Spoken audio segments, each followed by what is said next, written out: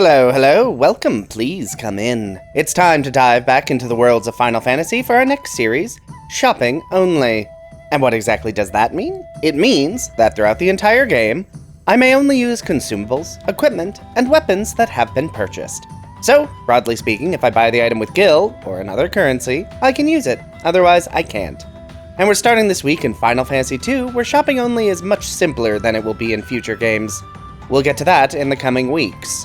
But anyway, after getting the crap kicked out of me and chatting with the princess, my first destination is the shops. First, I need to unequip and sell all the welfare equipment my characters start with, then buy new armor, weapons, and a few spells. Maria is a slightly better spellcaster, so she's going to get my Blizzard Tome, Firion will get the Cure Tome, and Guy gets nothing, not even a weapon. As many will know, the strongest weapon in the game is no weapon at all, it's bare hands. And these hands are going to need to mostly carry the damage throughout the entire game. Meanwhile, Firion and Maria also don't get a weapon, but they do get dual-wielding shields to get their evasion up. Having a high evasion is going to be very, very important. Much later. Anyway, long walk to Finn completed, I give the password to this man, chat with Scott, and he dies. Honestly, one of the weirdest things about these runs is going to be seeing chests and just ignoring them. Oh, and to clarify, monsters do sometimes drop items. Don't worry, when that happens, I am writing them down in my notes app to sell when next I'm at a shop. Back to Altair, and I get my first fourth party member. So, the question is, how will I be dealing with guest characters? That's how. Minwoo also gave me a canoe, not purchased, but it is a required key item, so I must accept it. But with the canoe, I can head north to Paloom. This town sells new magic. Most importantly, the Blink Tome, which is going to be essential to winning this game. Again, much later, we'll get to it. I can also pick up brand new armor for everyone, huzzah! Next it's over to Salamand, which also sells new equipment, though I am kind of broke, which is unfortunate. I really wanted to pick up a teleport tome. Oh well, it'll have to wait. Next up, it's into Summit Falls, run around, rescue some random villagers, and get into a lot of fights. My main objective here is to get my spells leveled up. Cure, Blink, and Blizzard are going to be very important. Then it's time for the first actual boss of the game, this random dude. And as usual for FF2, the boss dies in 2 turns because Blizzard and unarmed attacks are actually quite strong. Ooh, a mithril bow. Hope that sells for a decent amount of money. And between sales and monster drops, I can afford a life tome and a teleport tome. Neither are essential, but both should be fairly useful for convenience. Now, to turn in the mithril so mithril equipment becomes available. I'm not going to buy any, but it's there now. Next up is Bofsk, which has new spells, though how useful any of these actually are is debatable.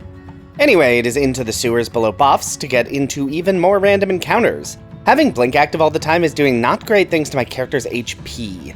I really want those numbers to go up.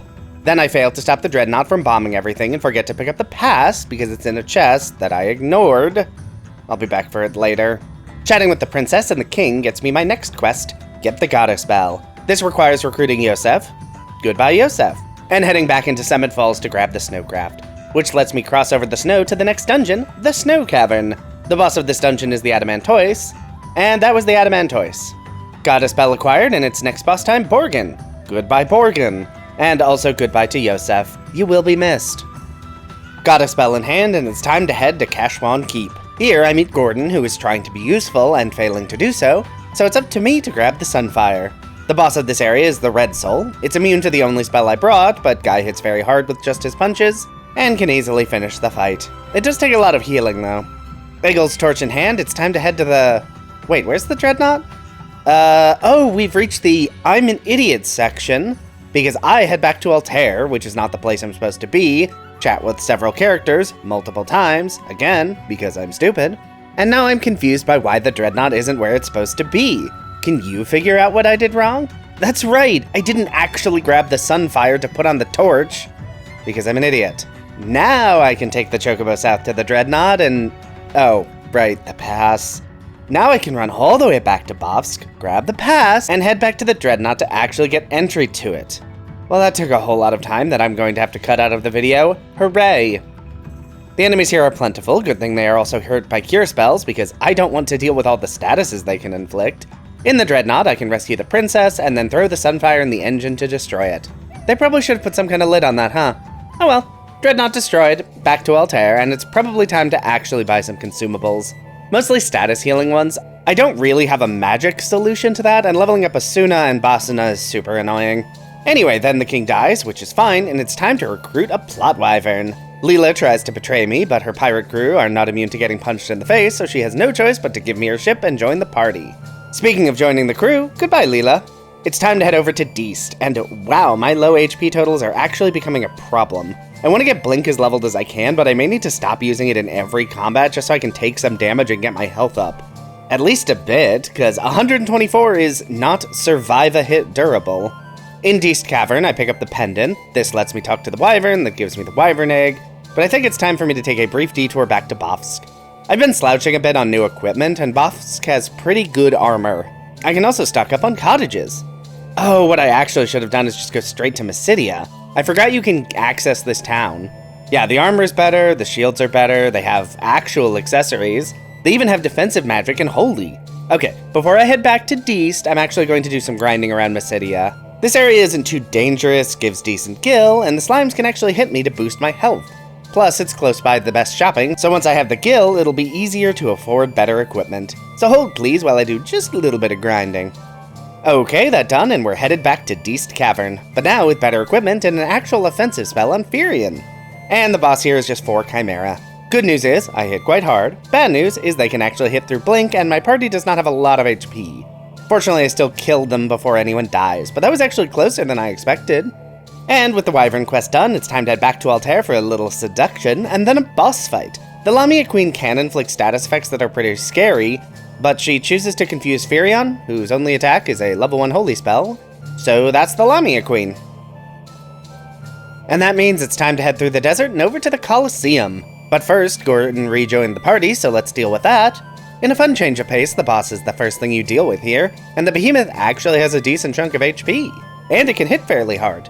It doesn't matter, because I still win easily, but hey, something a little different. Paul knocks out a guard and frees us, so now it's time to free the princess, but for real this time. All that nonsense completed, and it's time to free Finn from Imperial control. For this, Layla rejoins the party, so there we go. And it's boss time. Godos hits for okay damage, hits fairly fast, and seems unconcerned about my blink, which I don't appreciate. And he's dead. I forget that all the bosses in this game are basically nothing encounters. Why do they have so little health? Anyway, secret passage, area below the castle, random fights that are not interesting, and there is no boss at the end, just the white mask. Oh, Finn sells slightly better equipment. Guess I should buy some. Nice. And I better restock on consumables. They should be very useful. With the white mask in hand, it's back to Mysidia to place that on this statue. Then it's over to the tropical island, which doesn't look tropical to me. It looks like a cave, but sure. The only thing notable here is that the masked people actually have shops, which is interesting. They don't sell anything that useful to me, but they do sell things. Anyway, it is boss time. 4 bighorns. These are not scary, really at all, and they struggle to even hit me through Blink. So there we go. That's the black mask. I can drop this on a statue over in the cave of Mysidia and get past this Firion doppelganger and access the rest of the cave. So many rooms with so many chests, none of which I care about except the crystal rod, the next key item I need to advance the story. So, boat over to this island, but oh no, mode 7, we must be in trouble. Anyway, inside Leviathan, we can chat with Rickard, who has been having a rough day. Also, apparently Leviathan swallows boats bearing crystal rods, and all these people had them, so they are apparently manufacturing crystal rods somewhere. Anyway, Rickard, welcome to the team, and it's roundworm time. This is another boss that relies pretty heavily on physical attacks, and doesn't seem to care about Blink. Good thing I simply do not care. That's Leviathan escaped and crystal rod used. Let's dive into the Mysidia Tower, which features 3 stages of elemental-themed floors, each topped with an elemental-themed boss. First boss is the Fire Gigas. Maria's only attack spell is Blizzard. Next up is the Ice Gigas, which is actually more complicated. Maria can't deal any damage because all she has is Blizzard and 2 shields. Guy is dealing okay damage, but nothing too exceptional. Firion at least can actually contribute because he's gotten Holy up to level 6. It's not good damage, but it's enough to win the fight at least. And the final floor is a wind-themed, I guess? Anyway, the boss here is the Thunder Gigas. Good news is Blizzard is back in play, dealing decent damage. Bad news is the boss hits really hard and is apparently pretty resistant to physical attacks. So Gaia is not dealing a lot of damage, while Firion has to focus entirely on healing. At the top of the tower, Minwu destroys himself to open the path to Ultima, the strongest spell in the game, which apparently sells for 1 gil. Good to know. Anyway, there's a big whirlwind outside Finn, which looks to cause some problems. Naturally, I must chat with a mirror to summon the Wyvern. This lets me enter the whirlwind and take the fight to the Emperor. In theory. In practice, the vampires here love to inflict confusion and are more dangerous than almost any boss in the entire game, so I'm gonna need to be careful of that. Confusion, it turns out, is super dangerous in FF2. And while there are ways to mitigate that, none of them are purchasable, so we're just gonna have to hope the vampires don't make too many appearances. At least the Pixel Remaster version autosaves, because that saves me so much time. Anyway, it is Emperor time, but first I must slaughter his entourage of idiots. Hey guy, can you wake up please? With you unconscious, my damage is really bad. Thank you. And that is the Emperor dead, and surely the game is over. I mean, of course it isn't, the Emperor just comes back to life. And to deal with him, I'm gonna need some transportation. Fortunately, Sid, the character I have not mentioned once so far in the script, dies and bequeaths the party his airship. So huzzah! I have air travel, which will be useful for accessing the 2-ish areas remaining in the game. And the first dungeon is Castle Palamecia, notable for being a place to use and level up my spells. There are some nasty monster and chest encounters here, but those don't apply to me. I don't take free handouts. Castle Palamecia doesn't even have the courtesy of having a final boss. Instead, we bail, Rickard dies, and Leon joins the party. And you know what that means! And it's into the final dungeon. First half is the Jade Passage. The enemies here can be pretty nasty if you let them live, especially the dragons, but there's nothing here my party isn't very capable of handling. Behind this waterfall is also the final shop in the game, which sells the most important items so far: Haste and Berserk Tomes. Flare is also fine. As I fight through the final half of the dungeon, it's time to talk final boss. The Emperor is scary. Most of his attacks are, admittedly, nothing attacks that deal basically no damage, or apply a status effect that is easily cured. However, his basic attack drains health, and the amount drained is based on a percentage of the target's max HP. This means that 1, a hit will almost always kill the target, and 2, will heal the Emperor by a lot. In a casual run, this is mitigated heavily by having your own drain attack. Except the Blood Sword is not purchasable, and the best spell in the game, Ultima, is also not purchasable. So, we need a new plan, and that plan goes this way. Firion is going to spam nothing but Blink. Blink stacks and will continue to boost evasion for the entire party. Firion and Maria have the benefit of shields, but Guy has to be unarmed in order to actually deal damage. Meanwhile, Maria is going to be doing nothing but spamming Haste and Berserk. Haste improves the number of attacks Guy gets, while Berserk will continue to improve his base damage. This means Guy is going to eventually start hitting for potentially thousands of damage, in a very FF1 fashion. And as long as I don't get bodied by bleed attacks, everything should be fine. Yeah, that tracks. So the problem is that my damage just isn't good enough. Even with all the buffs, a single hit from the Emperor can undo a huge chunk of damage. And if he hits Guy, who is my most vulnerable character and has the most health to drain, I have to start the offensive buffs all the way from the beginning. This is the plan. It's really the only plan, but I think I'm gonna need to do a bit more grinding. Because I just got Berserk and Haste, they are still fairly low level. Getting those boosted to increase their effect, and therefore the speed at which my damage scales, is probably my only option. I might also be able to get Guy's fist skill up, though I think that's basically soft capped at 11. Okay, back into the fight. My offensive buffs are higher leveled, and my plan is slightly tweaked. Previously, I was having Firion all-cast Blink, but that makes it less effective. Instead, after one all-cast to top off Firion and Maria's evasion, he switches to single-casting.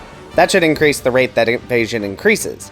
The increase to the speed at which I buff also makes a huge difference. Guy is already hitting for thousands of points of damage. The Emperor does manage to hit both Maria and Firion with basic attacks, but never targets Guy. So, by the end, Guy is dealing 2,500 per hit. The Emperor can heal himself a lot via his drain attack, but he isn't actually that durable. And after a few additional hits, there we go. Emperor dead and FF2 completed. And that was pretty fun, pretty breezy. It feels really weird to play an RPG only using purchasable items. Ignoring chests and side quests feels wrong. On the other hand, FF2 is a pretty easy game, with the final boss being the only real threat to the strategy. But I will have more to say about that in the summary video, out in a few weeks. I did want to shout out that I do have a Patreon, linked in the description. I spend a lot of time making these videos. So if you enjoyed the video, want to support the channel, and are financially stable enough to do so, that exists. No pressure though, this channel is free to enjoy for everyone and will remain that way. For now, if you like this video, be sure to hit that like button. If you'd like to see more of this, feel free to subscribe. Hey, maybe leave a comment if you have something you'd like to say. But whatever you decide to do, have a safe trip home.